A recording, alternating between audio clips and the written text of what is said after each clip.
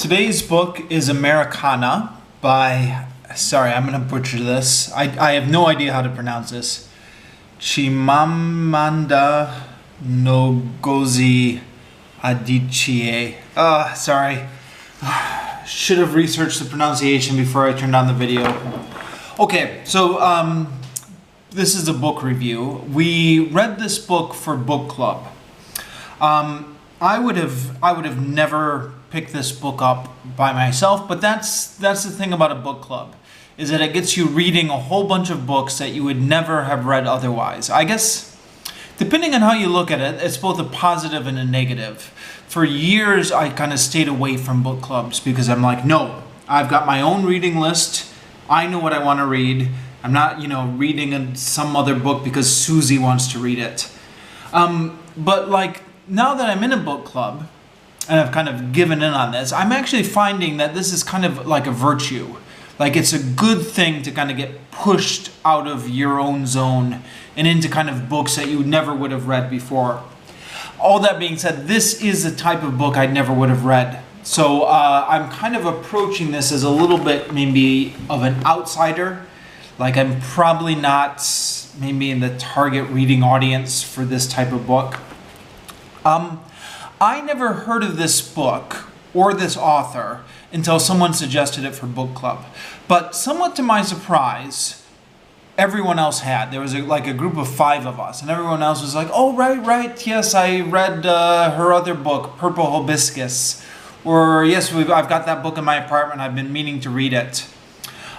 So it could be that I'm just out of it, and I am kind of out of it. I'm living in Vietnam now.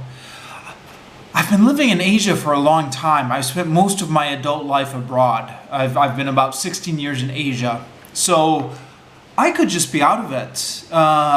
Maybe I'm not kind of keeping up with the culture back home. I don't know.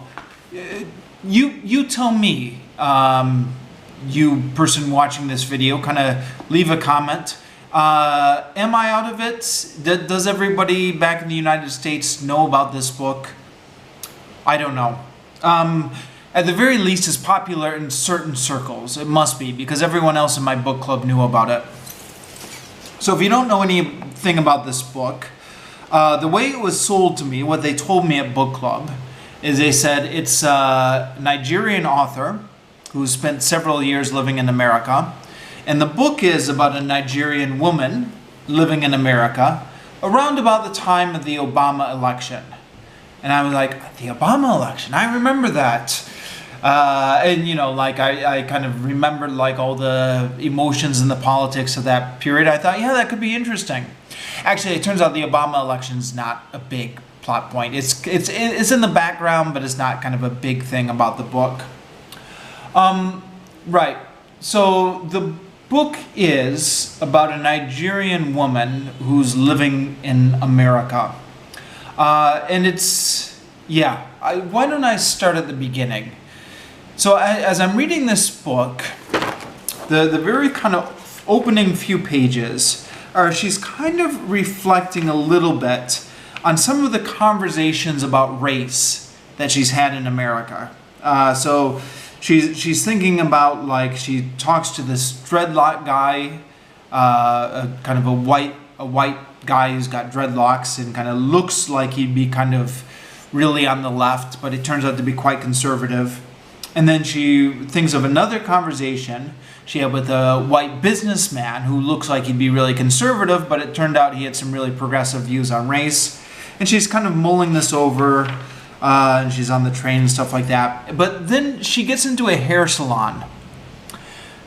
And a lot of this book, a lot of these kind of beginning chapters especially, are about her getting her hair braided. And I kind of reacted a little bit against this when I got into this. Kind of, I don't know, I was kind of thinking, I'm a man. I read about manly things, people going out on adventures and killing bears and big ideas and politics. And I don't want to read about a woman getting her hair braided for several pages. that was my initial reaction. But kind of once I caught myself doing it, because I think you have to catch yourself doing these things, I kind of realized, okay, it's a bit of a closed-minded view to have of this kind of thing. Yeah, sorry, I'm going to go off on a little digression here. I've been thinking about this, and I think this is not just me. I think maybe this is true of people in general. We tend to kind of seek out books which confirm our own experiences, right? Like we like books about people who are like us. We like the protagonist of the book to kind of be similar to us and to kind of validate our own experience. And that's unfortunate in a way. I don't know why that is. Some sort of Darwinism or tribalism left from evolution, or who knows. But we do have these kind of tribalistic tendencies to kind of seek out the familiar in our reading material. But what we should do really is kind of seek out authors and books that are unfamiliar, because that's the whole point of reading, isn't it? A friend of mine had a quote. How does it go? The reader lives 1,000 lives. The person who never reads only lives one life.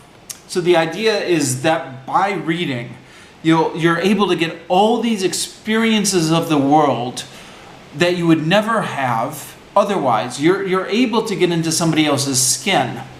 And, you know, I am never going to get my hair braided in a downtown hair salon in Philadelphia by African immigrant woman. It's just kind of completely outside of my experience, but through the magic of reading, I feel like I have had that experience. Like I feel like I've been with this character in the hair salon for several hours. And in fact, kind of jumping ahead a little bit in this book, it turns out that throughout the book, a major theme of the book is kind of hair and hair maintenance. Now, this was something I never thought about before. It was not on my radar. But apparently, hair is a big problem for African women, or African American women. So the narrator spends a lot of time talking about this. At first, she has her hair in braids, because that's just the easiest thing to do with her hair. But then she's going for this kind of corporate job, and somebody says, you know, you're going for an interview with this corporation. You don't want to show up with braids. So she gets the braids taken out of her hair. But then, like, her hair is just like all frizzy, right?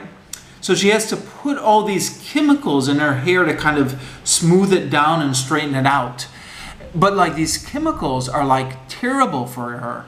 Like they burn her hair, they burn her scalp, they leave like kind of red marks around her hairline that are just kind of from the chemical burns. And eventually she decides that she's not going to do it. She's just going to let her hair natural. But then like she gets so much, I guess when you let your hair grow natural as a African American woman, sorry, I'm saying African American. She's actually African. I just slip into that so easily. Anyways, it kind of comes out all frizzy, and she's getting all these comments from people, both black and white people alike, like, oh, well, you're really looking jungle today, or like, why does your boyfriend like you looking jungle like that, and stuff like that. So eventually, I think she goes back to getting it braided at the end, right? So like, I mean, on the one hand, you think kind of, the hair salon, how boring and how mundane. But once you kind of get into it, it's all these experiences of like a black woman trying to manage her hair that was completely outside the zone of my own life experience. And I think there are a number of things in this book like this, where it's, you know, she's got a view of America which is different than mine. In many ways, it's a hypercritical view of kind of American white liberals, which I kind of come up a bit defensive against. But like, that's the wrong attitude. I mean, it's a natural response. But kind of once you realize you're doing that, then you're like, okay, I'm being defensive. The point of this book is almost not which view is right and which view is wrong, but this is the opportunity to see the world from like somebody else's view, to kind of say, okay, this is how the experience is from her side. And that's what reading novels is all about, really. So I think if you can make that jump, it can be a really interesting reading experience. Okay, so anyways, kind of going through it a little bit, kind of once I got over that hump, there's a lot of kind of the story told in flashback. So she's at the hair salon, we're getting kind of glimpses of what her life is now, and then we're getting kind of flashbacks to her teenage years when she was growing up in Nigeria. And there's a lot of characters, her kind of former boyfriend foremost among them, I guess, but a lot of other characters in the background, where you can see that the relationship has changed. Like there was this guy she was in love with in high school, she's not with him anymore. You know that somewhere along the line something happened to change that relationship, but you don't know what it was. And so that, at least for me, created like some suspense, right? Like, ooh, what happened? What could it have been? And that kind of keeps you reading. And so that hooked me in a bit. Sorry, not only that. It's something I should have said at the beginning. The author just writes well. Sorry, I'm not going to be able to define it any more than that or explain it. But it's just good writing. It flows. It's easy to read. So it kind of takes you along. I got about the halfway point roughly. The pieces begin to fall into place. And then you kind of say, okay, that's what happened, right? That's why she's no longer with her boyfriend. That's the story. And then once that suspense is gone, I have to admit I lost interest in the book a little bit. And I had like 2 weeks or something where I wasn't reading it at all. And then because it was a book club book, somebody said like, what are we doing? Are we meeting? Are we talking about this book or not? Have you finished it? And I'm like, oh, right. Okay, sorry. I'm like, I'll finish it this week. So I kind of... It's again, the author writes well. So like once you get into it, you can finish it quite easily, kind of once you chug yourself along. And then I kind of finish the book. So, yeah, that's kind of the reading experience. Maybe let me talk about some of the things that kind of struck me about the book, some things I noticed, some things I liked or didn't like. The thing that jumped out at me most was just how critical the narrator was of everybody and everything. So like, again, if I'm being completely honest, I think the place I noticed this most was when the narrator had a very kind of cynical view of white liberals. And I'm a white liberal. So I was like, hey, but, and like, I think her criticisms were legitimate to a certain extent. She talked about like how white liberals love to criticize America, but they don't like it when outsiders or foreigners criticize America, which is true. By the way, this is not unique to Americans. I have lived in Japan, in Cambodia, in Vietnam, in Australia. I spent a lot of my life living abroad. This is true of every country. In every country, you are on very perilous grounds if you criticize it as an outsider. So like Japanese complain about Japan all the time. But if you as an American complain about Japan, you're on dangerous ground. There's same thing in Cambodia. Cambodians hate Cambodia. They're always complaining about Cambodia, right? But don't you as an American complain about Cambodia, right? I mean, I think that's a universal. But whatever. To the extent that she notes it about American liberals, it's completely true.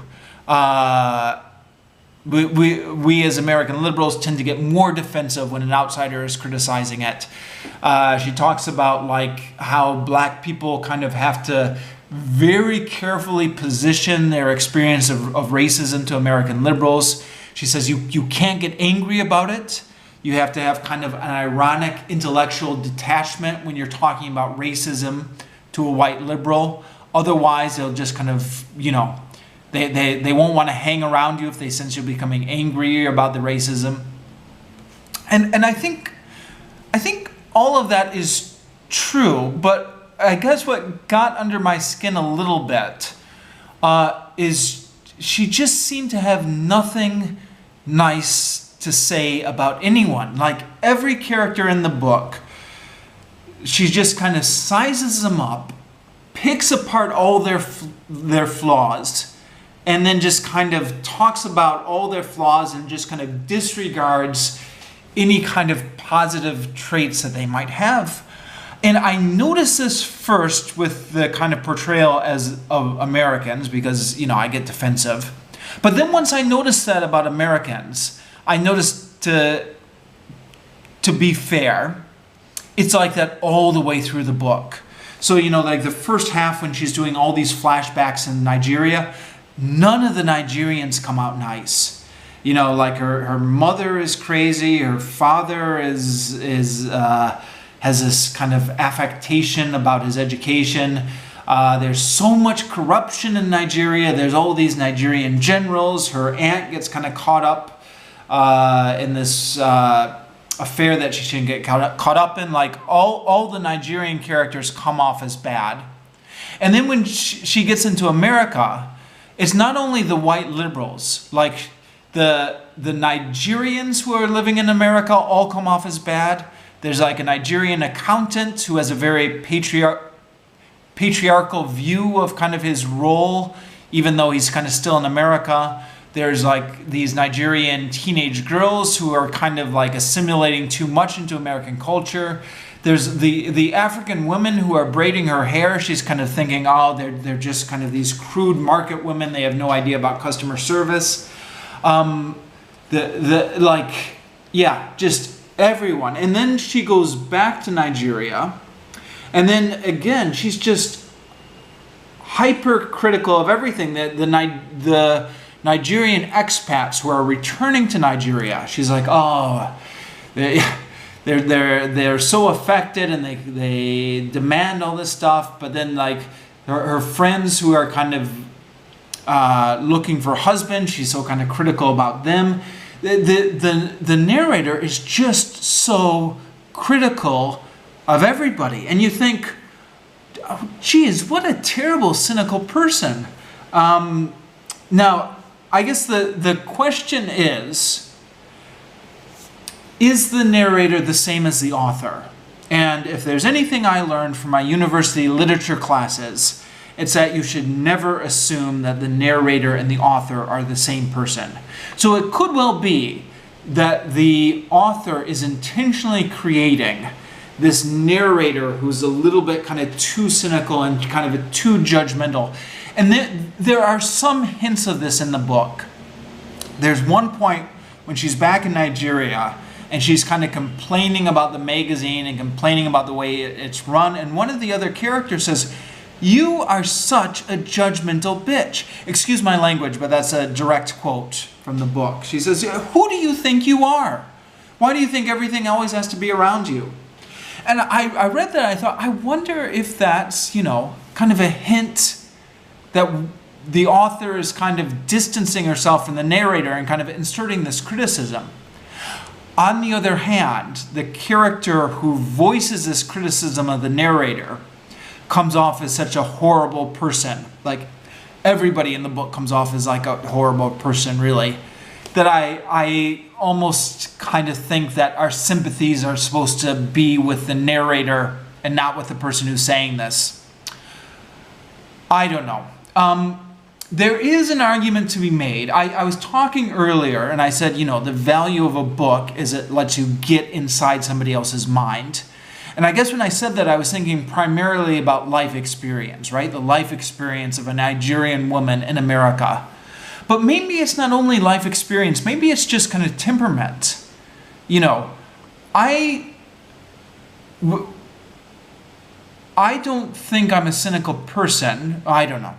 But like, maybe there's value in seeing what the world is viewed like from a cynical person's eyes. Saying, okay, this isn't my personality. This isn't my tendency to kind of pick people apart for all their flaws. But some people are like that. Maybe it's interesting to kind of get inside their mind and kind of see the way they view the world. I don't know. We talked about this at book club. And one of the guys said, I actually like that. He's like, I'm a really cynical person myself.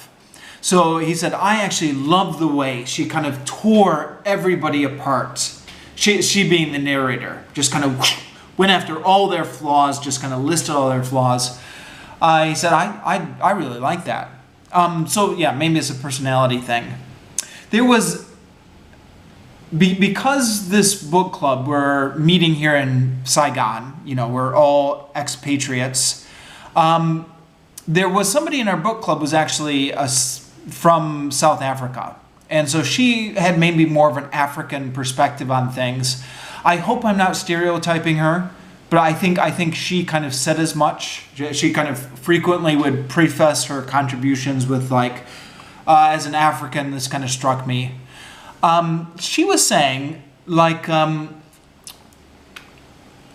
she had been reading kind of some reviews of this book, and apparently the Americans who reviewed this book were kind of concerned about how judgmental or critical the narrator was.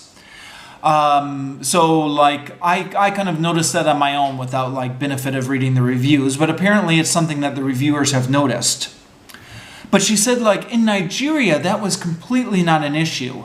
In Nigeria, the whole controversy around this book was apparently about kind of the marital infidelity at the end of the book.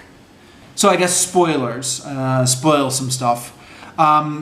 She's in love with her former boyfriend, who's now married to another woman, and he's got a kid with this other woman. And so she comes back at the kind of the last third of the book, and they're meeting up and they're hooking up, and they're both in love with each other. But then he's got a decision to make, right? He's like, well, this is the love of my life, but I'm married and I have a kid with another woman. So like, what do you do? Do you stay with your family and say, right, I've got a kid now, I'm staying with the family? Or do you say, okay, I'm in love with her, so I have to kind of follow my heart? And spoilers. I'm waiting for, yeah, giving you time to turn off the video if you don't want the spoilers. He ends up getting back together with the narrator, his kind of former girlfriend, and he does it. He says to his wife, you know, I'll pay for everything. I want my daughter to have all the best stuff. I want to be part of her life, but I can't be married to you anymore. I've got to go back to my old girlfriend. And apparently that was really controversial in Nigeria. For maybe a number of reasons. I'm reporting what somebody told me at book club, so this information is getting less reliable. But apparently kind of like marriage stability and stuff like that is a hot social issue in Nigeria as well. We had an interesting discussion about it in book club, and two of us, including myself, said he should have stayed with his wife. You know, like at a certain point, you're not a teenager anymore, right? You don't have this, oh, but this is who I love, right? No, look, you're a grown man, you're married, you've got a kid, you've got to stay with the family. But the other guy was like, no, marriage is overrated. He said, you know, staying together with somebody just for the sake of maintaining a marriage is just kind of terrible. So you got to go with the person you love. It's an interesting debate. We got some good discussion out of it out of book club. So, you know, I guess that's another angle you can take this story. This is kind of only the last part of it. Oh, Interestingly enough, a comment somebody made, they said, you know, maybe you kind of look at this story and you see that both the narrator and her boyfriend are just incredibly selfish, self-absorbed people.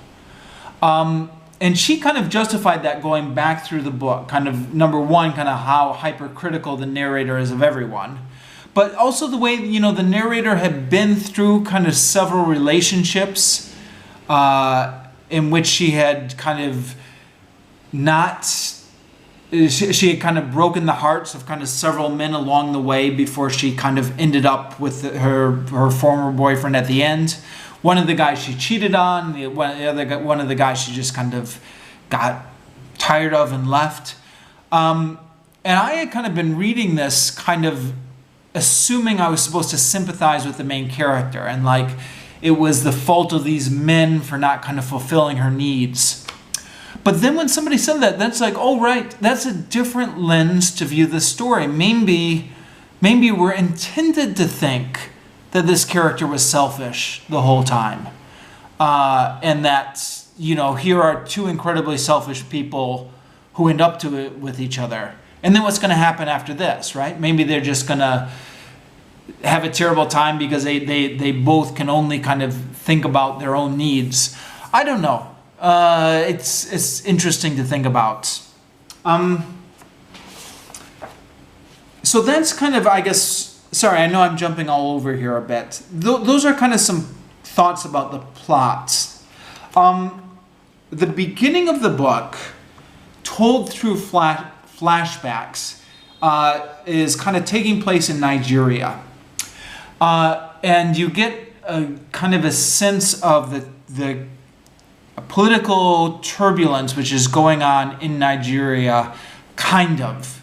You get a sense of how it's affecting the students, like they can't get an education because their teachers keep going on strike, and their teachers are going on strike because they're not getting paid. And the narrator says, you know, like the government is full of men who are kind of filling their own pockets but not paying the teachers. And then I think there's a coup at some point. So you're getting kind of all these kind of glimpses into a turbulent situation. You're not getting kind of a thorough history, which I'm a history nerd. I kind of prefer to get all the historical details. But not everybody is. I was talking about this with another book, the Cairo Trilogy, in which I made similar comments. I'm like, I would have preferred to kind of get like more details on the history. And somebody said, you know, you may be the only person I know who actually likes info dumps in your books. And I thought, oh, I'm not sure about the only person. I mean, I'm sure there's lots of people who are history geeks and kind of go for this kind of stuff. But it is a certain type of person. Not every certain type of person wants that in their books.